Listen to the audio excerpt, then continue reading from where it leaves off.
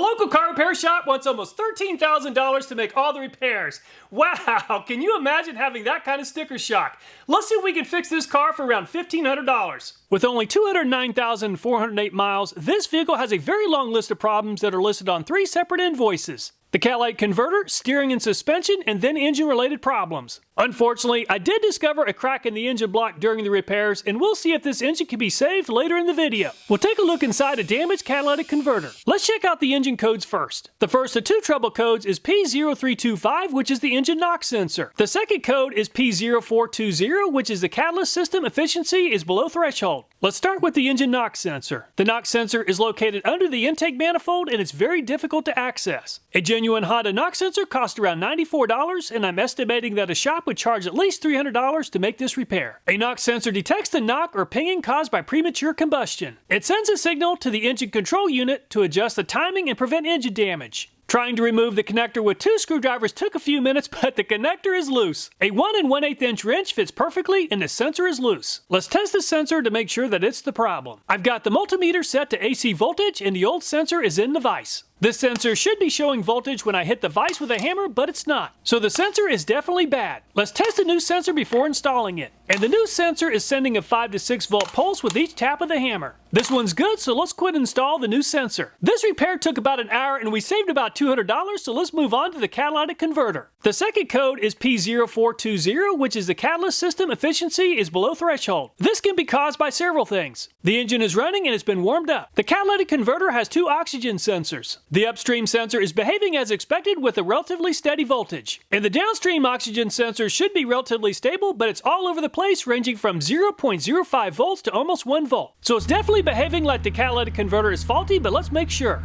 I'll have the engine maintain 2,500 RPM while we crawl under the vehicle. And the front of the catalytic converter is close to 450 degrees, and the back of the converter is about 100 degrees cooler at 345. The back should be at least as hot, if not hotter than the front. So this catalytic converter is definitely bad. And the shop wants $704.90 to replace the catalytic converter, and we can save over $400 by making this repair. A 10mm socket in the bolt holding the oxygen sensor bracket is out. Both connectors are loose, so let's remove the oxygen sensors. And the downstream oxygen sensor is loose and it came out very easily. Unfortunately, the threads on the upstream oxygen sensor became galled as soon as I began to unscrew the sensor. I don't like those knockoff oxygen sensors, so I went ahead and bought a high-quality Denso brand for around $200. Fortunately, with the help of some penetrating oil, the 2 exhaust flange bolts came loose without a problem. And the 3 bolts at the back of the converter are badly rusted. So I went ahead and used some matte gas to heat up the bolts. Using just a ratchet and a 6-point socket, the nut is not coming loose. Unfortunately, a 6-point socket in an impact and the nut is rounded. The top bolt, which is in the most difficult to reach location, came loose without a problem. And the third nut rounded off just like the first.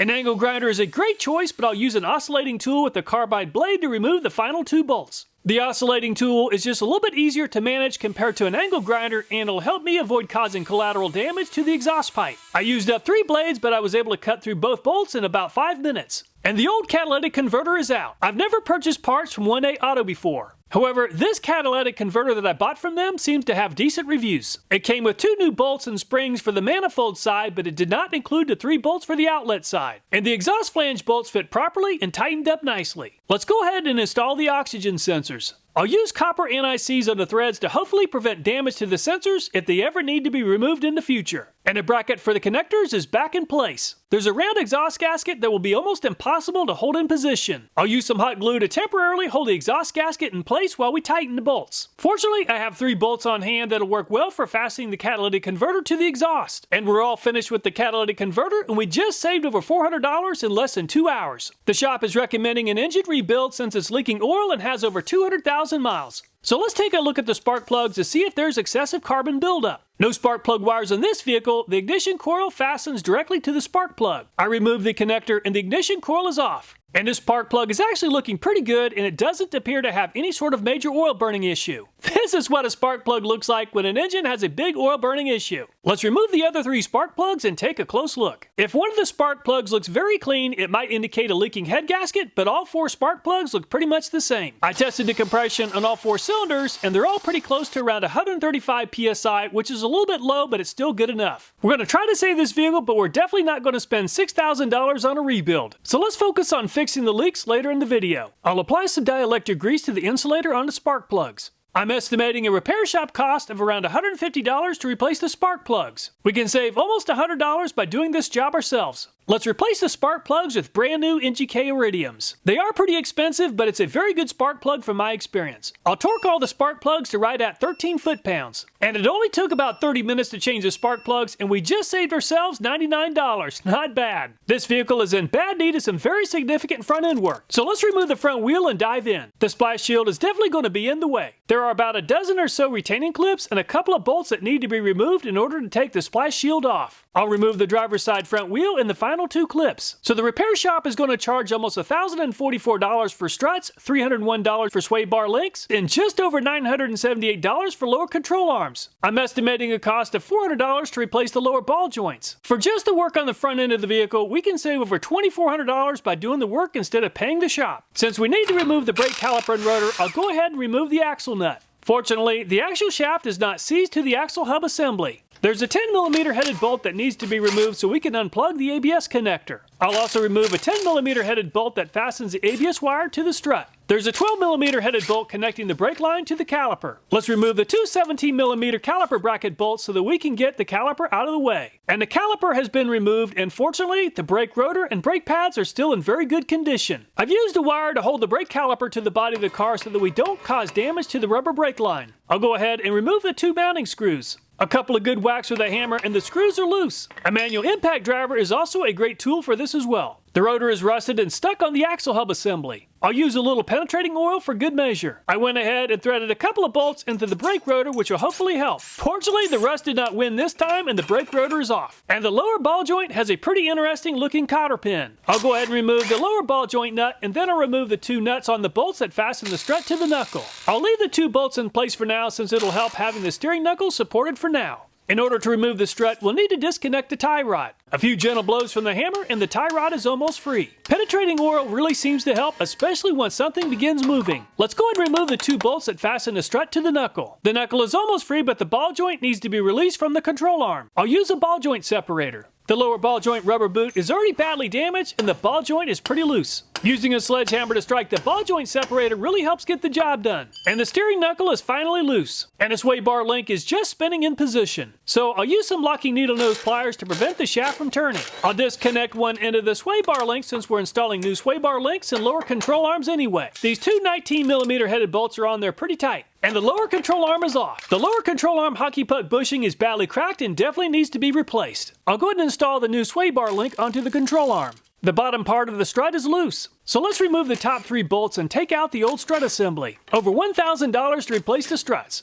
Definitely a pretty easy DIY project that'll save a lot of money. And this strut is definitely leaking and needs to be replaced. The bolts are lined up and through the mounting bolt holes. I'll snug up the nuts for now and then I'll torque them to 33 foot-pounds. I'll go ahead and install the new lower control arm. With the left side positioned under the sway bar, the control arm is in position. Sometimes it helps to use a screwdriver to line up the holes for the bolts. And the bolts are bottomed out, so I'll torque both bolts to 116 foot-pounds. And the new sway bar link is in place. I'll snug up the nut and then I'll torque the nuts to 29 foot-pounds. And the ball joint boot is in very bad condition and the ball joints are also badly worn. I'll go ahead and I'll cut off most of the ball joint stud using an angle grinder with the cutoff wheel. I bought this ball joint press many years ago and it's paid for itself several times. Tools hold their value, so I tend to buy tools even if I only think I'll use them just one time. If you do decide to buy a ball joint press kit, I highly recommend buying a really good kit so you have enough options for just about any situation. And everything is in place, and the impact pressed the ball joint out of the knuckle in about 8 seconds. To make sure that the ball joint fully seats, it really helps to use a wire brush to clean up the knuckle. Much better without all the dirt and rust. I'll use a fitting to press on the main body of the ball joint without putting force on the center portion of the ball joint. The fitting below the knuckle is hollow to allow the stud to move freely as the ball joint is being installed. And the new ball joint went into position nicely and it's fully seated in the knuckle. Once the ball joint stud is in position, I'll get the drive axle shaft started. Before I install the two bolts that mount the knuckle to the strut, I need to clean up the threads on these bolts with the wire brush. The bolt on the bottom still needs to be cleaned up and the one on the top has been cleaned up with a wire brush. I'll use a screwdriver to line up the holes. The bolts are in place and everything is snug. These bolts need to be torqued to 116 foot-pounds. I'll snug up the ball joint castle nut and then I'll torque it to 51 foot-pounds. And the castle nut is lined up with the hole in the stud.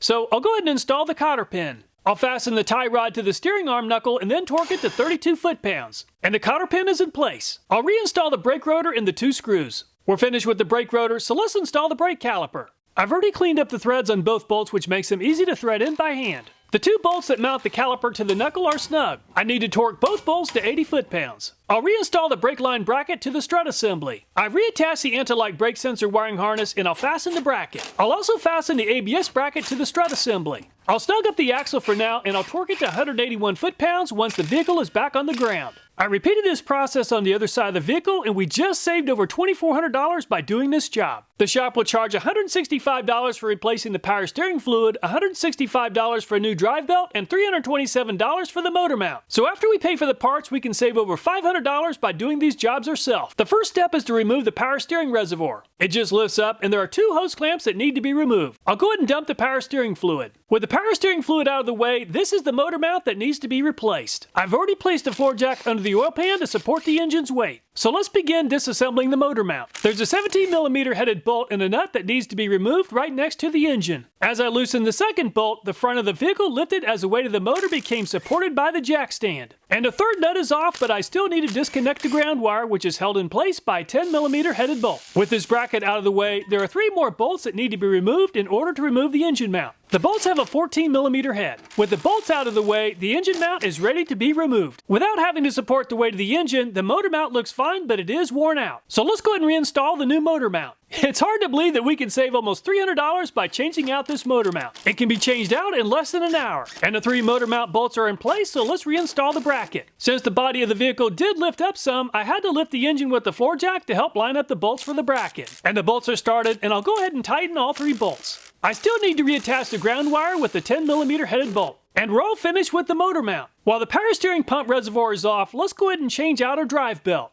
The belt tensioner is way down deep and I'm having to use a second wrench to gain enough leverage on the belt tensioner. There are specialized wrenches available for this job, but it's not necessary. And the belt is off. And the drive belt is very oily, but it's not cracked. Let's reinstall a new drive belt. And the new drive belt only costs $28. So we're saving about $138 for 30 minutes of work. Not bad. The hardest part of the job is applying force on the tensioner while sliding the new belt onto the pulley. Let's clean up the power steering pump reservoir while it's off the vehicle. I'll reinstall the 2 hoses and hose clamps. I'll go ahead and fill up the reservoir. Once the vehicle is started, I'll have to check the fluid again since there might be some air in the system. And we're all finished and we just saved ourselves over $500 for all 3 procedures. Not bad. And the engine is completely cooled down, so it's safe to remove the radiator cap. While we're working in this area of the vehicle, let's check out the antifreeze using these test strips. And the antifreeze appears to still be in good condition as it's not acidic and has around a 60% glycol level. But let's go ahead and change it out anyway since the shop recommended we change it out. I've loosened the petcock valve and the old antifreeze is beginning to drain. Genuine Honda antifreeze is pretty expensive at around $57 for 2 gallons, but we're still saving about $126 by doing this job. While the antifreeze is draining out the radiator, I'll use a fluid extractor that I put together to remove all of the old antifreeze from the overflow tank.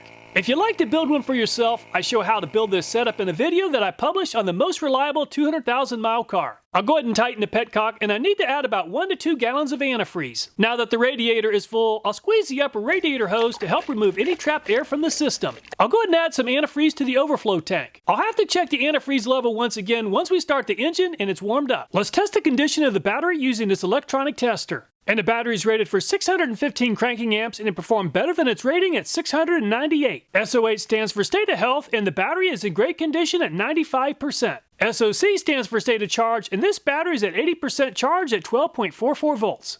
Not bad for a battery that's around 2 years old. In order for this battery to live a full life, the electrolytes need to be maintained at the proper level, and the battery level is just a little bit low. So let's add some distilled water until the electrolyte level is about a ½ inch from the top of the vent. Let's test the moisture content of the brake fluid. And the brake fluid is in very good condition with less than 1% water content. So let's start with the engine air filter. And the shop is going to charge $100 to change out the engine air filter and the cabin air filter. And there are several bolts that need to be loosened as well as a couple of hose clamps. And the air filter is indeed dirty and needs replaced. I'll go ahead and I'll clean out the air box as much as possible to keep our new air filter as clean as possible. I reviewed air filters a while back and the Wix brand performed very well. So I'll replace the air filter with this one which has more pleats than the one we're removing. And the filter box is all cleaned up and the new filter is in place. I'll go ahead and reinstall the air filter housing, hoses, and clamps. While we're at it, let's go ahead and change out the cabin air filter. It's located just behind the glove compartment. There are a couple of glove box stopper tabs that need to be released with a screwdriver or trim tool. Once they're removed, the glove box moves down and out of the way. The cabin air filter just pulls right out. And this cabin air filter is definitely ready to be changed. The filter media in the new cabin air filter does look a little bit dark since it does use carbon to filter the air. Let's go ahead and reinstall the new cabin air filter. Well, that took less than 30 minutes to change out both filters, and we saved ourselves quite a bit of money. And the shop wants almost $29 to change out the license plate bulb, and we can do that for about $4. I'll remove the light cover using a screwdriver. The old bulb is out and it's definitely bad, and the new bulb is in place. Fortunately, the license plate light is now working. I'll go ahead and reinstall the light cover and we'll move on to the next task. And the windshield has a pretty bad chip that could spread to a large crack. I tested windshield repair kits a while back and the Permatex brand performed very well in the review. I've already used up this kit, so I'll be using a more expensive kit that I also tested in the same review to make the repair. I'll first drill a very small hole into the damaged area so that resin can flow into the pit. The resin injector is in place and I've added 5 drops of resin. And the resin has flowed into the damaged area. So I'll go ahead and remove the resin injector and I'll clean up the excess resin. I'll go ahead and add a drop of pit sealer to the repaired area and I'll cover the pit sealer with a curing strip. I'll place a UV light over the repair for about 15 minutes. And 15 minutes is up, so I'll go ahead and remove the curing strip. I'll hold the razor blade in a vertical position and I'll pass back and forth over the excess pit sealer until the excess is scraped away. And that looks a lot better and it should prevent the crack from spreading. And the repair shop will charge around $56 to replace the windshield wiper blades. I always like to place a cloth under the wiper arm just in case the wiper arm gets away from me and hits the windshield. It can easily break the glass from the impact. And we just saved $36 and it only took about 5 minutes to change out the wiper blades. The repair shop identified headlights as needing restored, but they don't offer that service. I'm estimating about $75 to hire someone to restore the headlights. I don't have a full restoration kit on hand, so I'll use about $5 in supplies that I already have on hand. I'll first tape off the entire area around the headlights with painter's tape. I'll go ahead and wet sand the headlights starting with 800 grit. And the 800 grit has done a good job, so I'll go ahead and move on to 1000 grit. Definitely looking better, so let's sand down the headlights with 2000 grit. And 3000 grit isn't necessary, but it'll save us some time in the next step. Let's use some Meguiar's rubbing compound and an orbital buffer to work out any imperfections. And the headlight lens is sure looking a lot better. I have some leftover Cerakote brand ceramic coating from the headlight restoration review that I'll use to protect the fresh finish. And the headlights are now allowing a lot more light through the headlight cover. Definitely a lot better. Let's go ahead and crawl back under the car and replace the oil pressure switch, which is definitely leaking pretty badly. It's located on the side of the engine just above the oil filter. I've already removed the oil filter to make accessing the oil switch easier. And the old oil switch is out. So let's reinstall the new switch. While we're at it, let's go ahead and change out the oil filter and oil.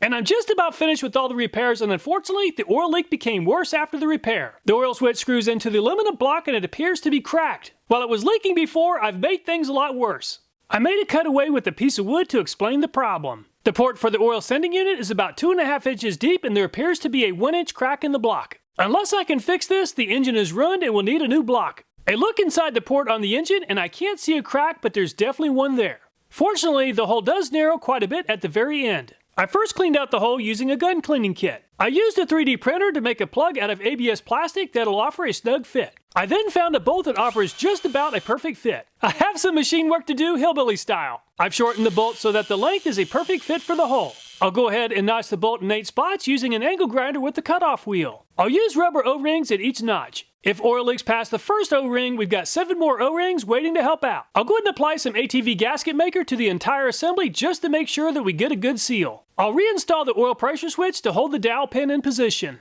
On the outside of the crack, I'll apply some JB Weld. And it's been about 30 hours since the repair, so let's see if this repair held. And the good news is there's no oil leak, so the engine's been saved.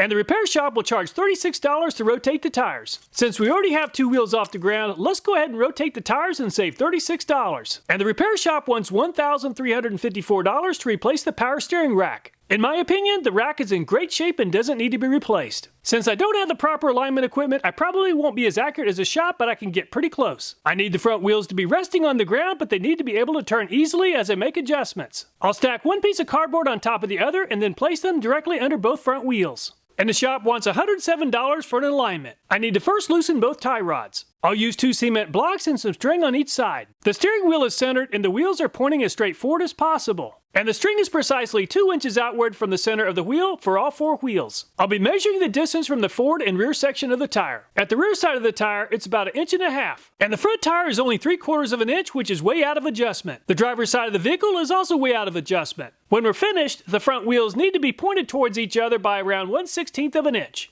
And I've made quite a few adjustments and measurements and we're all set. So I'll go ahead and tighten the lock nuts on both sides and take this vehicle for a drive. I'm just finishing up a 40-mile drive and there's no check engine light warnings. And the vehicle steers straight as it should and the repair is holding up just fine. It's almost impossible to stop all oil leaks in an old engine, but AT205 did a great job in a previous review that I put together on Stop Leak products. So I'll go ahead and add some and we'll see if it helps. I'm not including the entire list of repairs from the shop since I don't agree with several of their suggestions. Of the estimates that I did include, the shop wants almost $12,000 to make the repairs. I was able to make all the necessary repairs for only $1,100 for a savings of over $10,000. It turns out that the motor did need to be replaced, but we were able to repair the cracked engine block.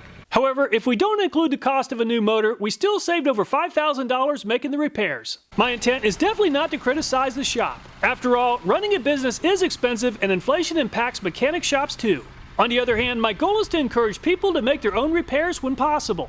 Hey, I'm not a certified mechanic. If I can make these repairs, so can you. Imagine the tools you can buy with all the money you save by doing your own car repairs. And now this vehicle looks and sounds great and it should last at least another 100,000 miles. Let's go ahead and cut the catalytic converter open and take a look inside. And this catalytic converter unit has two different catalysts. And the part of the catalyst closest to the engine looks pretty clogged up. There seems to be quite a bit of buildup on this catalyst. On the back half of this catalytic converter, there's almost no accumulation on the catalyst. So the catalytic converter definitely seems to be the issue. I'm sure glad we were able to save that engine. Had me nervous for a bit, but fortunately it all worked out.